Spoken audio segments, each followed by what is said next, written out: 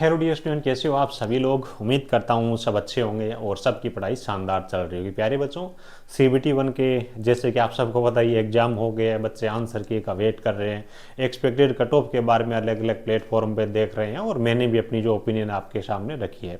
और जैसा कि मैंने बताया, मेरे हिसाब से जिन बच्चों का 35 से 40 के आसपास में स्कोर बन रहा है, तो नॉर्मलाइजेशन के बाद में लगभग 45 से 50 तक उन बच्चों का स्कोर जाने की संभावना है। और वो भी अलग अलग जोन के अंदर वेरी करेगा, अलग अलग कैटेगरी के अंदर वेरी करेगा। तो आपका अगर रोज जो स्कोर है 35 से 40 के बीच में बन रहा है, तो CBT 2 की आपको तैयारी हो अभी से स्टार्ट कर देनी चाहिए।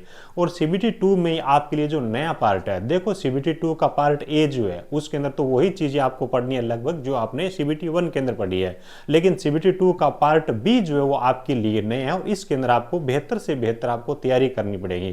क्योंकि आप में से काफी सारे बच्चे ऐसे भी है जिन्होंने IT तो कर रखी है लेकिन टेक्निकल लेवल का कभी एग्जाम नहीं दिया, ट्रेड वो बच्चे कभी पढ़े ही नहीं, बिल्कुल बेसिक समझ भी है नहीं। और ऐसे ही काफी सारे बच्चे पिछली बार भी थे, है ना। काफी सारे बच्चे ऐसे थे CBT 1 के अंदर और 2 के पार्ट ए के अंदर अच्छा स्कोर करने के बावजूद फेल हो गए, पार्ट बी को क्वालिफाई नहीं कर पाए। अगर पार्ट बी वो बच्चे क्वालिफाई करते तो फाइनल वो ज्वाइनिंग करते, लेकिन उसकी वजह से बच्चे रह गए, तो वो आपके साथ में नहीं हो। तो ये जो चीज है, खासतौर से इलेक्ट्रिशियन ट्रेड से आपका पार्ट बी अटेंड करने वाले हो या फिर वायरमैन ट्रेड से अटेंड करने वाले हो, तो आपकी तैयारी में काफी ज्यादा ये जो वीडियो आपकी हेल्प करेगा। देखो IT इलेक्ट्रिशियन ट्रेड की बात करें तो आपकी 2 साल की IT है जहां पे 40 से 50 आपके चैप्टर बनते हैं, जबकि 25 वाले जो पेपर्स है उनका मैंने एनालिसिस किया। रेलवे इतनी ज्यादा चीजें आपसे पूछता भी नहीं है, तो जो चीजें आपकी काम की लगभग 15 से 20 चैप्टर रहते हैं, भले ही इनसे मिलते जुलते 5-4 आप और चैप्टर तैयार कर लो, 20 से 25 कर लो, लेकिन जो फालतू की चीजें उसमें मेहनत नहीं करके यही जो चीजें रेलवे पूछते हैं उनको एक बार नहीं 2 बार पढ़ लो, 2 बार नहीं 4 बार पढ़ लो, तो आपको आउटपुट है वो और अच्छे से मिलेगा। और आप अपनी तैयारी है वो बिल्कुल अभी से स्टार्ट कर दीजिएगा। और खास तौर से पार्ट बी और इंजीनियरिंग ड्राइंग है, ये दोनों चीजें आपके लिए नई है और अच्छे से आपको इसकी पढ़ाई करनी है। जहां से भी आप पढ़ रहे हो बहुत अच्छी बात है, लेकिन जो बच्चे हमारे साथ में जुड़ करके इसकी बेहतर तैयारी करना चाहते हैं तो हमारे टीम के साथ में जुड़ करके ट्रेड आपको करवाई जाएगी। यहाँ पे जो इलेक्ट्रिशियन है, वायरमैन है, फिटर है, मशीनिस्ट है और प्लम्बर है, साथ में आपको ED का जो कोर्स है ये भी आपको बिल्कुल लाइव फ्री मिलेगा।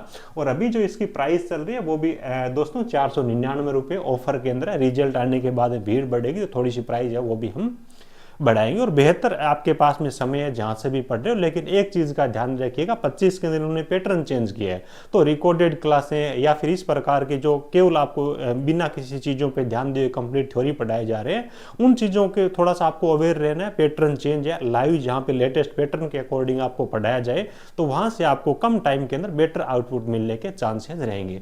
ठीक है, ये अपना एप्लीकेशन है टेक्निकल जॉब ज्ञान के नाम से डाउनलोड कर लीजिएगा। लाइव क्लासेज यहाँ पे बहुत जल्द स्टार्ट होने जा रही है और जो बच्चे इंटरेस्टेड है अभी ज्वाइन कर लीजिएगा। अभी ऑफर के अंदर कुछ स्टूडेंट्स के लिए ऑफर की लिमिट रखी गई है। ठीक है, चलिए बात कर ले भैया। यहाँ पे देखो कौन कौन से चैप्टर से आपके मोस्टली प्रश्न पूछे जाते हैं वो अपन बात कर लेते हैं। सबसे पहले आपका टूल वाला जो चैप्टर, देखो कुछ चीजें ऐसी है जो आपकी बहुत सारे ट्रेड है ना उनसे कॉमन चीजें पूछी जाती है, जैसे कि टूल्स है, तो टूल्स के काफी प्रश्न पूछे गए। 25 वाले पेपर्स हैं उनको मैंने अच्छे से एनालिसिस किया। टूल्स में अगर अपन देखें तो हैमर के बारे में, पंच के बारे में, स्क्राइबर के बारे में, रेती के बारे में, है ना, छेनी के बारे में प्रश्न है वो अलग अलग प्रकार के आपसे प्रश्न है वो पूछे गए।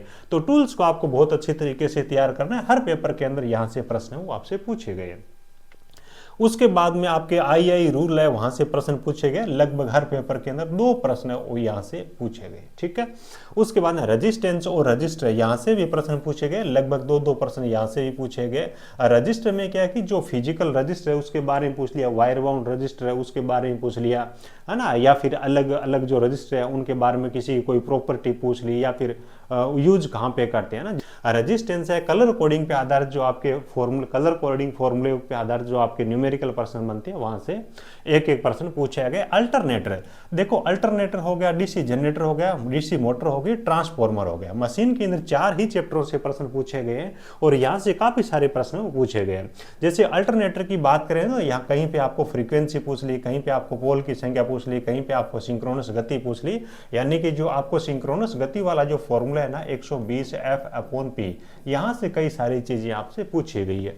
इसी हिसाब से डीसी जनरेटर तो अलग अलग डीसी जनरेटर है, उनके यूज आपसे पूछ लिए, उनके अभिलक्षण है उनके बारे में आपसे पूछ लिए, है ना, आपको ये चीज़ें होगी। उसके बाद डीसी मोटर है तो कहीं पे आपको आर्मेचर करंट के बारे में पूछ लिया, कहीं पे आपको फील्ड करंट है उसके बारे में पूछ लिया, यानी कि यहाँ से आपको छोटे छोटे फॉर्मूले है वो, यानी कि न्यूमेरिकल और फॉर्मूला बेस्ड वो चीज़ें पूछी गई है। ट्रांसफॉर्मर है, सबसे ज्यादा प्रश्न वो ट्रांसफॉर्मर चैप्टर से आपसे पूछे गए हैं, यहां से सबसे ज्यादा प्रश्न आपसे पूछे गए। अब किस प्रकार के प्रश्न पूछे गए, 2-3 हर पेपर के अंदर न्यूमेरिकल आए हैं, कहीं पे पावर फैक्टर पूछ लिया, कहीं पे ट्रांसफॉर्मेशन रेशियो पूछ लिया, कहीं पे कुछ पूछ लिया, इस प्रकार की चीजें। और उसके बाद में आपके जो ट्रांसफॉर्मर के टेस्ट है, ओपन सर्किट टेस्ट है, शॉर्ट सर्किट टेस्ट है, वहां से आपको प्रश्न पूछ लिए। लॉसेज में जैसे कि आपको पूछ लिया कि एडी करंट लॉसेज है तो फ्रीक्वेंसी के साथ में उसका क्या संबंध है, उसको कम करने के लिए क्या करेंगे, हिस्टैरिसीस हानियों को कम करने के लिए अपन क्या करेंगे, तो इस प्रकार के प्रश्न। और कोर के बारे में आपसे प्रश्न पूछ लिए, सिलिकॉन स्टील की क्यों बनाई जाती है, कौन कौन सी आकृति की कोर अपन काम में थी, इस प्रकार के प्रश्न आपसे यहाँ से पूछे जाते रहे। उसके बाद अर्थिंग आ गया तो अर्थिंग में प्लेट अर्थिंग के बारे में, पाइप अर्थिंग के बारे में आपसे प्रश्न पूछ लेंगे, और अर्थिंग के रेजिस्टेंस को कम करने के लिए अपन क्या करेंगे, तो इस प्रकार की चीजें यहाँ से पूछी गई है। पॉलीफेज सिस्टम है तो इसके अंदर भी हर पेपर के अंदर 2 से 3 प्रश्न पूछे गए। यहाँ से खास तौर से प्रश्न क्या पूछे गए, एक तो स्टार और डेल्टा है उसमें पूछ लिया, जैसे कि स्टार के अंदर आपको फेज वोल्टेज और लाइन वोल्टेज का रिलेशन पूछ लिया, फेज करंट और लाइन करंट का रिलेशन आपसे पूछ लिया। उसके बाद संतुलित लोड और असंतुलित लोड है उसके बारे में प्रश्न पूछ लिया, अभी लोड जब बैलेंस होता है तो न्यूट्रल में क्या रहता है क्या नहीं रहता, इस हिसाब से प्रश्न पूछ लिया, है ना। और उसके बाद पावर मेजरमेंट के बारे में आपके प्रश्न पूछ लिया। उसके बाद इंडक्टर, यानी कि इंडक्टर वो किसका विरोध करता है, किस में परिवर्तन का विरोध करता है, इंडक्टर जब सीरीज में है तो उसका फॉर्मूला क्या होता है, समांतर में है तो फॉर्मूला क्या होता है, इस प्रकार की चीजें आपसे पूछी जाती है। संधारित्र अलग अलग प्रकार के जो कैपेसिटर है ना उनका यूज आपसे पूछ लिया, ठीक है। जो आपके पोलराइज्ड है, नॉन पोलराइज्ड कैपेसिटर है उनके बारे में आपसे पूछ लिया, है ना। और जैसे कि अलग अलग एक प्रश्न पूछा गया था टीवी के अंदर अपन किस प्रकार का कैपेसिटर है उसका यूज करेंगे, और कैपेसिटर पे आधारित एक जो आपको प्रश्न है न्यूमेरिकल टाइप में भी पूछा गया था। उसके बाद में प्रोटेक्शन डिवाइसेज है जिसके बारे में एमसीबी है, एमसीसीबी है, फ्यूज है ना, इनके बारे में प्रश्न पूछे जाते हैं। फ्यूज की रेटिंग का प्रश्न पूछ लिया, फ्यूज लगाया कहाँ पे जाता है, किट केट फ्यूज का मेन यूज क्या है, इस प्रकार की चीज यहाँ से पूछी गई है। यानी कि प्रोटेक्शन डिवाइसेज जितनी भी है उनको आपको अच्छे से करना होगा। उसके बाद वायरिंग है, वायरिंग के भी प्रश्न पूछे गए, लगभग 2 प्रश्न है वो आपको हर पेपर के अंदर पूछे गए। वायरिंग के बड़े सिंपल ही प्रश्न पूछे जाते हैं, ज़्यादा टफ कुछ नहीं है, जैसे कि स्थायी वायरिंग कौन सी है निम्न में से, या फिर अस्थायी वायरिंग कौन सी है, ऐसे प्रश्न आपसे पूछे गए। ये आपके लगभग 12 चैप्टर हो गए। उसके बाद में आ जाओ, उसके बाद में बेसिक इलेक्ट्रॉनिक्स से आपसे प्रश्न पूछे गए, है ना। जैसे कि पी टाइप का सेमीकंडक्टर है, इसको बनाने के लिए, या फिर एन टाइप का जो सेमीकंडक्टर है इसको बनाने के लिए अपन किस प्रकार की अशुद्धि का यूज करेंगे, वो उस टाइप के। उसके बाद में आपको वायर गेज है, इसके संबंध में एक एक प्रश्न पूछा गया। यहाँ से देखो आपके ये जो मोसफेट वगैरह है, ट्राइक है, यूजेटी है, डायक है ना, जीटी है, यहाँ से प्रश्न पूछे गए। इनके उपयोग के बारे में पूछ लिया, जैसे कि ट्राइक है इसका यूज क्या रहेगा, इसी हिसाब से मोसफेट के बारे में गेट वोल्टेज का पूछ लिया, डायक का अपन यूज कहाँ पे करते हैं, ठीक है। इस प्रकार के प्रश्न ये आपके पावर इलेक्ट्रॉनिक्स है वहां से प्रश्न भी पूछे गए, है ना। काफी देखो सबसे ज्यादा ट्रांसफॉर्मर के प्रश्न पूछे गए, और उसके बाद में यहाँ से प्रश्न आपसे पूछे गए। हेल्थ एंड सेफ्टी है, यहाँ से भी 2-2, 3-3 प्रश्न है वो हर पेपर के अंदर आपसे पूछे गए। इंजीनियरिंग ड्राइंग के प्रश्न है वो भी यहाँ पे पूछे गए, 2-2, 3-3 प्रश्न है वो इसी सेक्शन के अंदर आपके ट्रेड वाले के अंदर डाले गए, ठीक है। और 2-3 प्रश्न इस प्रकार के भी है जो आपकी फिटर ट्रेड की है या फिर मशीनिस्ट ट्रेड की है, वो भी इसके अंदर इंक्लूड किए गए। तो ऑल और मैंने आपको जो बताया ना, यहाँ पे 15 से 17 आपको चैप्टर है वो मैंने आपको बता रखे हैं। और ये देखो 15 से 17 चैप्टर तो ऐसे हैं जो जिनको आपको अच्छी तरीके से तैयार करना ही करना है। अब इनके आसपास में मिलते जुलते इसी लेवल के जो और चैप्टर ना उनको अपन मिला करके लगभग 25 के आसपास में चैप्टर ऐसे होंगे जिन बच्चों को ये है ना कि केवल अपने को 35% बनाना है। ये 35% लेके चलोगे तो एग्जाम में बैठती ना वहां पे कुछ हालात कुछ सिचुएशन अलग होती है, तो ये बन नहीं पाते। इसको अपने को तैयारी इस हिसाब से करनी है कि कम से कम अपन 60% पे जाएंगे। और ये जो मैं आपको 25 चैप्टर जो मैं आपको जिस तरीके से पढ़ाऊंगा ना, इलेक्ट्रिशियन ट्रेड की मैं बात कर रहा हूँ, ये मैं आपको पढ़ाने वाला हूँ, तो कहीं आपके 60% कहीं नहीं जाने वाले। हालांकि अपन पढ़ाई वो कंप्लीट करेंगे, लेकिन 25 चैप्टर में आपको इस तरीके से तैयार करवाने वाला हूँ कि उनमें से कोई प्रश्न आ जाए तो बिल्कुल कमजोर से कमजोर बच्चा जिसने आज तक इलेक्ट्रिशियन थ्योरी कभी पढ़ी नहीं है वो बच्चा भी इन प्रश्नों को कर दे, ट्रेड में एक भी बच्चा फेल नहीं हो। हमारे साथ में जुड़ करके पढ़ाई करना चाहते हो तो ऐप को आप ज्वाइन कर लीजिएगा। जैसे कि मैंने आपको स्टार्टिंग में बताया, ये बैच अपने स्टार्ट होने जा रहे हैं बहुत जल्द, और अभी ऑफर के अंदर है, आप ज्वाइन कर सकते हो। डेमो के लिए आपको यूट्यूब पे बहुत सारी क्लासें मिल जाएगी। ऑलरेडी देखो हमारा यही काम है कि आईटी अलग अलग ट्रेड के लिए साल भर आपको तैयारी करवाते रहती है। इसीलिए हमारा ये रहता है कि अलग अलग जो एग्जाम होते हैं ना, उनके अंदर प्रश्न पूछने का लेवल अलग अलग होता है।